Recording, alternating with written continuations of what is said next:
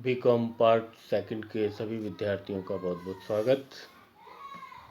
आज फिर एक बार हम कंपनी लॉ का अध्ययन कर रहे हैं और कंपनी लॉ में आज नया चैप्टर हम चर्चा में ले रहे हैं, जिसको हम कह रहे हैं कि पार्श्व सीमा नियम।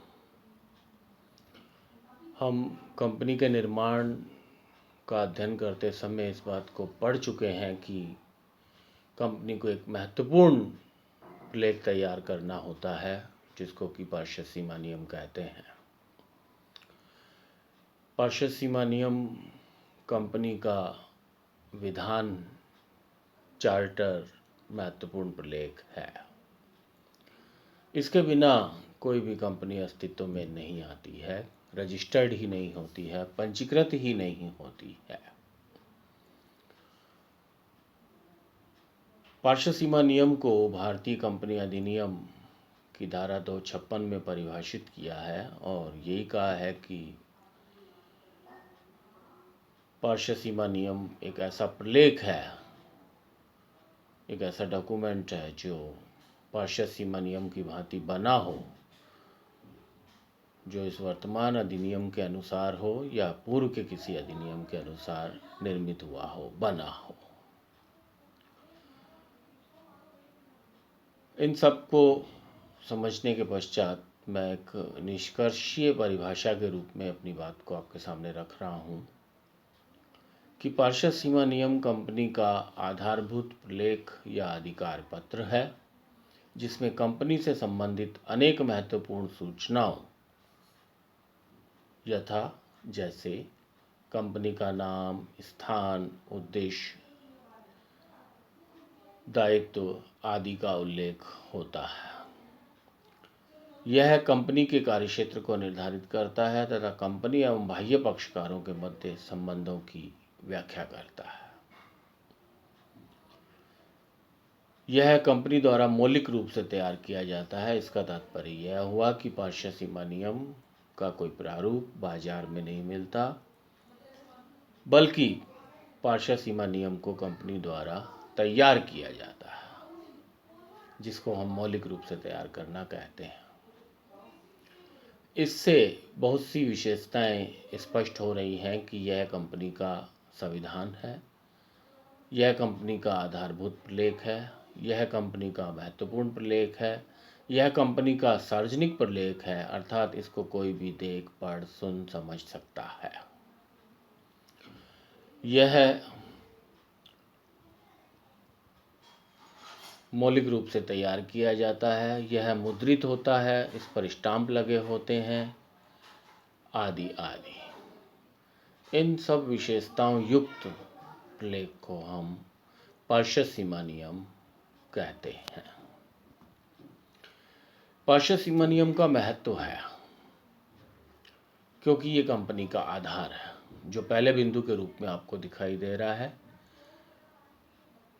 इसको हम कंपनी की नींव कह सकते हैं, कंपनी का संविधान कह सकते हैं। इसके बिना कंपनी की स्थापना की कल्पना भी नहीं की जा सकती, इसलिए इसे कंपनी का आधार कहा जाता है। यह कार्यक्षेत्र का निर्धारक है। इसी से कंपनी को कार्य करने के अधिकार प्राप्त होते हैं और इसमें स्पष्ट होता है कि किस सीमा तक कंपनी कार्य कर सकती है। कंपनी के अधिकारों का स्रोत भी यह है, क्योंकि इसी से कंपनी को अधिकार भी प्राप्त होते हैं और इसके बाहर जाकर कंपनी कोई कार्य नहीं कर सकती, और यदि ऐसा करती है तो वह अधिकारों के बाहर का कार्य माना जाएगा और उस पर डॉक्ट्राइन ऑफ अल्ट्रा वायरस या अधिकारों के बाहर का सिद्धांत लागू हो जाएगा। यह कंपनी का पथ प्रदर्शक भी है, अर्थात मार्गदर्शक भी है। इस पर चलकर ही, इसके रास्ते से ही, इसके माध्यम से ही कंपनी उत्तरोत्तर अग्रसर होती है। यह विनियोजकों को सुरक्षा प्रदान करता है, अर्थात इसको देखकर ही कोई भी विनियोजक उस कंपनी में धन लगाता है, विनियोजित करता है और वह सुरक्षित भी रहता है। विनियोजकों को ही नहीं अपितु ऋणदाताओं को भी सुरक्षा प्राप्त होती है इससे, क्योंकि ऋणदाता भी अपना पैसा ऋण पत्रों के रूप में कंपनी को देते हैं और वह तभी देते हैं जब पार्षद सीमा नियम को पढ़ सुन एवं समझ लेते हैं। अन्य पक्षकारों को भी इससे सुविधा मिलती है और राष्ट्रीय हितों का पोषक भी है। अर्थात पार्षद सीमा नियम नहीं होता तो कंपनी के कार्यक्षेत्र निर्धारित नहीं होते, अधिकारों का स्रोत नहीं होता, पथ प्रदर्शक नहीं होता और राष्ट्रीय हितों का पोषण भी नहीं होता। तो मेरा यहाँ आपको कहने का मतलब ये है कि पार्षद सीमा नियम इन अनेक लाभकारी कारणों के कारण महत्वपूर्ण है, जिसके महत्व को हमने समझा है। अब हमें यह समझना है कि पार्षद सीमा नियम का निर्माण कैसे होता है। मैं पूर्व में भी आपको बता चुका हूं कि पार्षद सीमा नियम बाजार में नहीं मिलता, इसका प्रारूप बाजार में नहीं मिलता। इसके लिए अनुसूची फर्स्ट की तालिका ABCDE स्पष्ट की गई है। जैसी कंपनी होगी उसको उस तालिका का अनुसरण करके पार्षद सीमा नियम को बनाना होगा। पार्षद सीमा नियम की तालिका ए कहती है कि अंशों द्वारा सीमित कंपनी को इसके प्रारूप के अनुसार पार्षद सीमा नियम बनाना है। तालिका बी कहती है कि गारंटी द्वारा अंश पूंजी रहित कंपनी को तालिका बी का अनुसरण करना है और उसके प्रारूप को ही अमल में लाना है। और गारंटी द्वारा अंश पूंजी वाली कंपनी को तालिका सी का पालन करना है। जहां तक असीमित कंपनियों के लिए, चाहे वो अंश पूंजी वाली हो या अंश पूंजी रहित हो, तालिका डी एवं ई का पालन करना है। यही नहीं, पार्षद सीमा नियम का निर्माण करते समय कुछ अन्य बातें भी ध्यान में रखनी है कि यह छपा हुआ हो, प्रिंटेड हो, अर्थात कंप्यूटर से लेजर प्रिंटेड हो सकता है, टाइप करके प्रिंट करवाया जा सकता है। इस पर क्रमांक नंबर डला हुआ होना चाहिए। प्रारंभिक सदस्यों के नाम एवं पते इसमें लिखने हैं और उसके सामने ही उनके द्वारा क्रय किए जाने वाले अंशों की संख्या भी उल्लेखित करनी है। उसके पश्चात अभिदाताओं के हस्ताक्षर भी इस पे होते हैं। निजी कंपनी की दशा